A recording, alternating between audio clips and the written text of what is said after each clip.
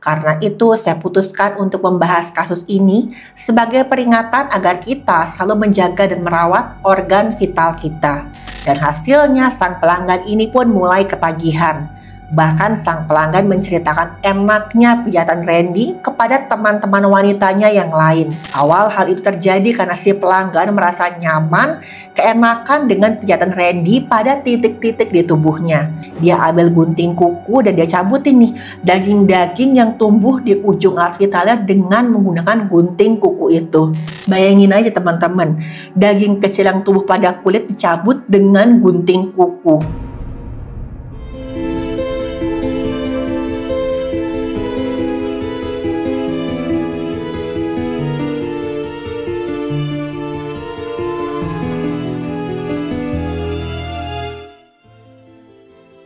Halo, saya Dr. Stefani. Saya seorang dokter spesialis forensik dan mediko-legal, dan saya belajar dari yang mati.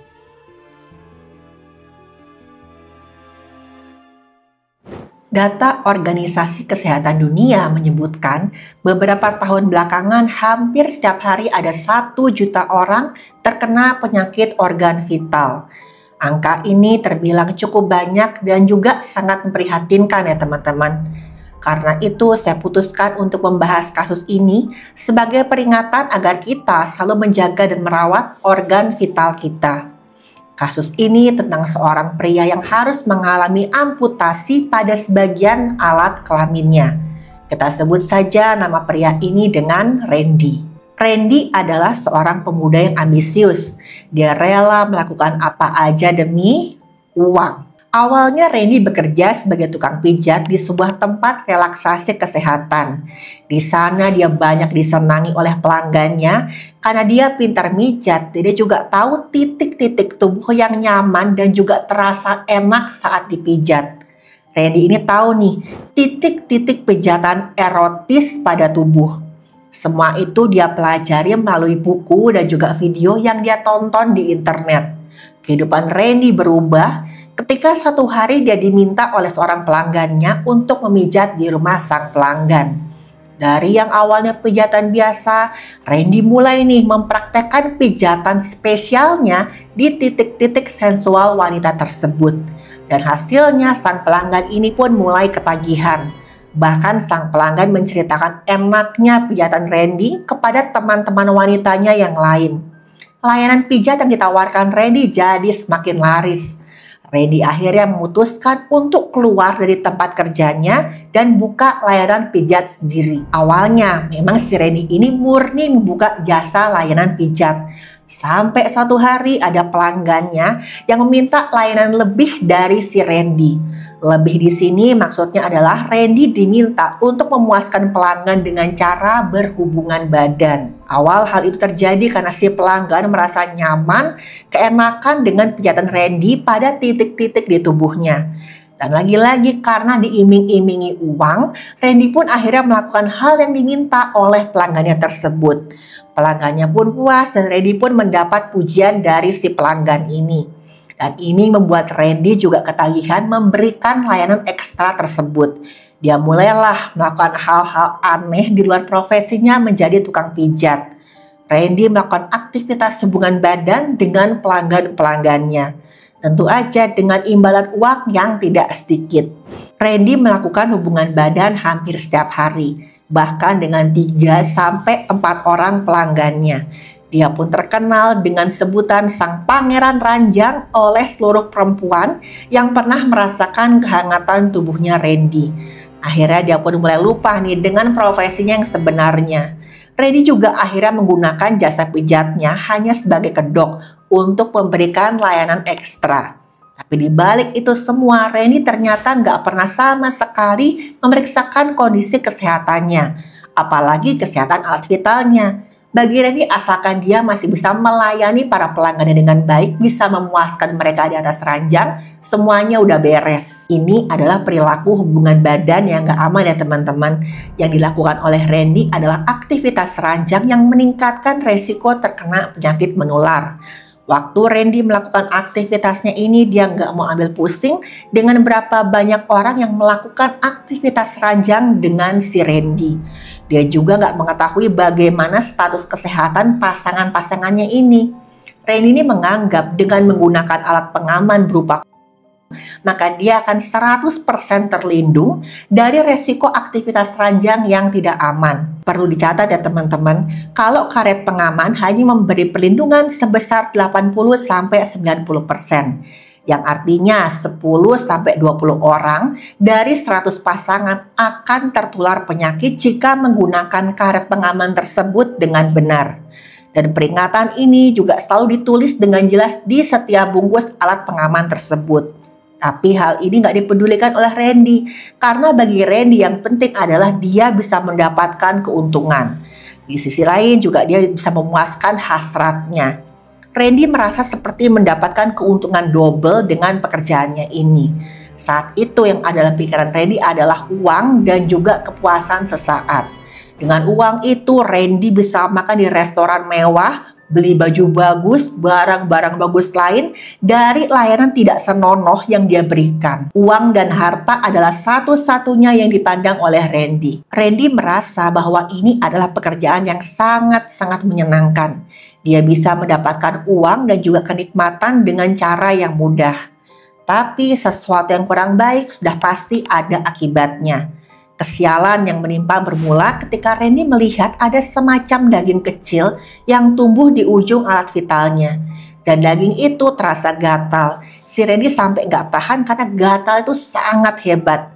Dan entah dari mana ide di kepala Randy muncul, dia kemudian merendam ujung alat vitalnya dengan minuman bersoda. Dia harap mungkin ya buih-buih soda tersebut bisa meredakan gatalnya. Tapi tentu aja ini adalah hal yang sangat salah ya teman-teman. Karena bukannya membaik, kulitnya malah jadi semakin gatal. Dan makin lama daging kecil yang seperti kutil itu tumbuh semakin banyak. Mulailah Randy semakin panik. Dia merasakan sakit yang luar biasa di alat vitalnya. Karena semakin gak tahan, Randy mulai merendam ujung alat vitalnya dengan air hangat. Tapi air hangat ini nggak berefek apapun. Dia terus merasa kesakitan dan gatalnya tuh nggak hilang-hilang. Makin lama si Randy frustrasi, kesabarannya mulai hilang. Karena masalahnya kalau nggak cepat sembuh, dari mana nih Randy bisa mendapatkan sumber uangnya? Dan akhirnya Randy melakukan satu hal yang terbilang sangat nekat. Dia ambil gunting kuku dan dia cabutin nih daging-daging yang tumbuh di ujung alat vitalnya dengan menggunakan gunting kuku itu. Bener-bener ya teman-teman, apa sih yang ada di otaknya Randy waktu melakukan ini? Ya udah pasti Randy merasa perih dan kesakitannya semakin luar biasa. Bayangin aja teman-teman, daging kecil yang tumbuh pada kulit dicabut dengan gunting kuku. Dan akhirnya si Randy malah merasakan sakit yang lebih parah dari sebelumnya. Ditambah lagi, kali ini cairan tubuh warna merah mengucur dengan deras dari alat vitalnya. Randy pun gak tahan dengan kondisinya, dia putuskan untuk ke dokter. Dengan tubuh lemas dan kesakitan luar biasa, Randy pergi ke rumah sakit seorang diri. Dia gak mau ditemani sama siapapun, karena dia anggap apa yang dialami adalah satu hal yang sangat-sangat memalukan. Dan yang paling penting, Randy juga takut kalau pelanggannya tahu dia mengidap penyakit pada alat kemaluannya. Dia takut banget kalau nanti pelanggannya akan kabur dan gak lagi memakai jasa layanannya. Karena otomatis sumber uangnya Randy akan hilang. Dan setelah Randy sampai di rumah sakit, dilakukan pemeriksaan oleh dokter, dokter mengatakan kalau ujung alat vital Randy ini banyak ditumbuhi kutil dan juga jamur. Dan kondisinya sampai hampir membusuk. Hal ini tentu aja membuat alat vital Randy ini nggak bisa lagi mengeras. Berdasarkan observasi dari dokter didapatkan ada pertumbuhan di ujung alat vital. Bentuknya itu mirip jamur, berbenjol-benjol dan warnanya kemerahan. Sebagian kutil tuh ada luka terbukanya dan itu mengucurkan darah. Ada cairan warna kuning kehijauan keluar dari lubang vitalnya Randy. Dan waktu diperiksa di bagian paha ada pembesaran kelenjar getah bening yang menunjukkan kalau infeksinya sudah menyebar. Dokter kemudian melakukan pemeriksaan hepatitis B dan HIV dengan hasil negatif. Randy pun terdiagnosis terkena penyakit kondiloma acuminata atau kutil pada alat vital. Tapi pada kasus Randy ini ada indikasi kalau ini bukan kutil alat vital biasa. Dari gambaran kutil secara kasar ada kecenderungan kalau kutil ini mengarah ke keganasan. Keadaan ini disebabkan oleh virus human papillomavirus atau dikenal juga dengan HPV. Nah, HPV ini adalah salah satu penyakit yang tidak bisa dicegah menggunakan alat pengaman, karena alat pengaman tersebut hanya melapisi bagian batang dari alat vital laki-laki. Sedangkan virus ini bisa ada di bagian kulit manapun. Kalau sampai ada kontak kulit, maka dengan mudah nih virus ini akan menular. Misalkan ada luka kecil yang tidak terlihat oleh mata. Misalkan luka setelah mencukur rambut alat vital, maka virus ini dengan mudah akan masuk ke dalam lapisan kulit yang paling dasar. Dan saat inilah HPV melepaskan DNA-nya ke dalam inti sel untuk memperbanyak diri. Infeksi HPV tidak akan menghancurkan sel ya teman-teman, tapi sebaliknya infeksi HPV akan mengganggu siklus hidupnya sel. Sel yang terkena HPV akan terus bertumbuh secara nggak normal. Ditambah lagi HPV akan membuat pertumbuhan sel keratin sampai nggak terkendali. Keratin ini adalah protein padat yang tugasnya melindungi kulit. Dan akhirnya terbentuklah struktur kulit berupa benjolan yang bentuknya seperti kembang kol. Saat itu dokter nggak mau ambil risiko nih. Dia bilang bahwa Randy harus segera menjalani operasi untuk membuang jaringan di ujung alat vitalnya. Jaringan kutil di alat vitalnya Randy harus dibuang karena kalau nggak mau terjadi komplikasi yang lebih serius. Karena ukuran kutil di alat vitalnya Randy ini tergolong besar. Kutil beresiko mudah cedera, pecah atau iritasi, dan nantinya bisa menyebabkan infeksi lebih lanjut, ke infeksi jamur atau bakteri. Selain itu, jika kutilnya dibiarkan maka bisa terjadi pertumbuhan yang semakin tidak terkendali. Dan lagi pula nih udah diketahui kalau sel-sel di kutil alat vitalnya Randy adalah tipe sel yang ganas. Pilihan yang paling baik adalah mengangkat kutil tersebut. Dan tentu aja teman-teman, kabar ini membuat Randy kaget. Randy sempat ragu-ragu. Dia tanya ke dokter apakah nanti alat vitalnya akan dipotong semua. Dokter bilang nantinya dokter akan berusaha mengangkat semua jaringan kutil dan juga sedikit jaringan yang masih sehat. Tujuannya untuk memastikan semua kutil sudah terbuang. Randy menolak karena dia takut nih modalnya dalam bekerja bisa hilang. Tapi setelah dokter menjelaskan kalau enggak segera dioperasi, ada resiko kutil membesar dan keganasan selnya bisa menyebar. Saat itulah Randy menangis di depan dokter ketika mendengar penjelasannya. Sang pangeran rajang yang dikenal dengan reputasinya cuman bisa menangis. Tapi mau gimana lagi? Mana yang akan Randy pilih? Nyawa atau reputasinya? Dengan perasaan berat dan sakit akhirnya, Randy pun terpaksa menyetujui dilakukannya operasi. Operasi berjalan lancar, dokter harus memotong sekitar 6 cm alat vitalnya Randy. Dokter kemudian melakukan pemeriksaan histopatologi anatomi. Pemeriksaan ini adalah pemeriksaan struktur jaringan di bawah mikroskop untuk melihat kira-kira gambaran selnya seperti apa. Dan dari gambaran sel-sel ini bisa ketahuan jenis tumornya. Dan memang, tumor yang dialami Randy ini ada gambaran sel-sel yang berisiko tinggi mengarah ke ganasan atau kanker. Dokter mendiagnosis Randy terkena tumor Busch-Lowenstein. Tumor ini dikenal juga dengan kutil alat vital raksasa yang disebabkan oleh HPV. Tumor jenis ini punya sifat yang merusak jaringan sekitar dan dapat menyebabkan komplikasi serius kalau tidak tertangani dengan baik. Jaringan akan tumbuh secara lambat, tapi di saat yang bersamaan akan merusak kulit serta otot di sekitarnya. Jika jaringan terinfeksi, maka peradangan akan semakin parah. Penderitanya akan merasa sangat kesakitan. Jaringan tumor akan berbau busuk dan mengeluarkan cairan nanah. Pada beberapa kasus, tumor ini akan terus berkembang sehingga membentuk karsinoma sel squamosa atau kanker kulit yang ganas. Karena sel-sel kulit alat vital sudah mengalami mutasi yang menyebabkan hilangnya kemampuan untuk mengendalikan pembelahan sel, memperbaiki DNA rusak, atau mengatur kematiannya sel. Makanya sel akan terus bertumbuh. Karsinoma sel squamosa ini nantinya akan menyerang jaringan lokal atau bisa juga menyebar ke bagian tubuh yang lain. Tumor ini bahkan bisa menembus lapisan kulit dan kalau sampai masuk ke pembuluh darah atau jaringan getah bening, maka kanker ini bisa menyebar ke organ yang lain. Dan yang paling takutkan kalau kanker ini sudah menyebar sampai ke paru-paru atau ke tulang. Pada kasus Randy, untungnya pada pemeriksaan lebih lanjut, itu nggak menunjukkan ada tanda-tanda penyebaran sel ke area tubuh yang lain. Dokter pun berencana untuk melakukan operasi rekonstruksi pada alat vitalnya si Randy.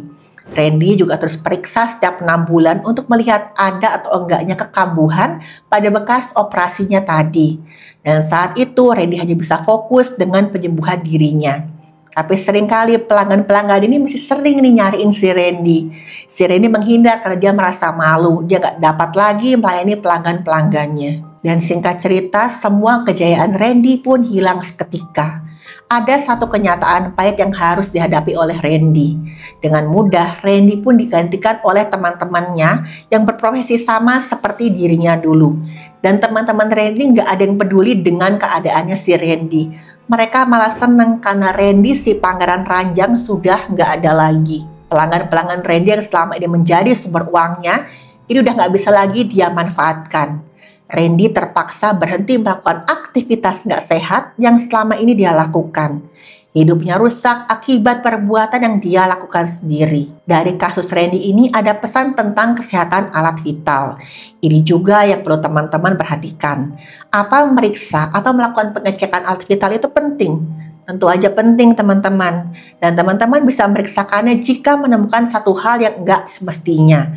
Misalnya ada kutil, benjolan, kulit yang terkelupas, atau keluarnya cairan yang enggak normal. Untuk lebih jelasnya, teman-teman bisa berkonsultasi lebih lanjut dengan dokter yang berkompetensi dalam hal ini. Apakah memeriksa alat vital ini satu hal yang tabu? Tentu aja enggak ya teman-teman, karena tubuh manusia sangat perlu dijaga kesehatannya tanpa terkecuali. Terus apa pemeriksaan alat vital hanya dilakukan oleh orang yang sudah menikah atau orang yang aktif dalam urusan ranjang? Tentu aja enggak, karena kita nggak tahu nih apa yang terjadi pada tubuh kita. Penularan dan penyakit yang menjangkiti alat vital itu bisa terjadi karena pertama bakteri, contohnya gonore atau kencing nanah. Yang kedua virus, contohnya hepatitis B atau HIV. Bisa juga karena parasit, misalkan kutu di alat vital. Jangan pernah menyepelekan kesehatan sekecil apapun itu. Dan jangan pernah malas untuk merawat tubuh. Teman-teman, mengecek kesehatan alat vital bukanlah sesuatu yang memalukan. Justru ini adalah hal yang bagus. Tapi ingat ya pesan saya, jangan melakukan hal-hal yang bisa merugikan diri kita. Karena kesehatan adalah sebuah karunia yang harus dijaga. Saya harap teman-teman semua selalu sehat.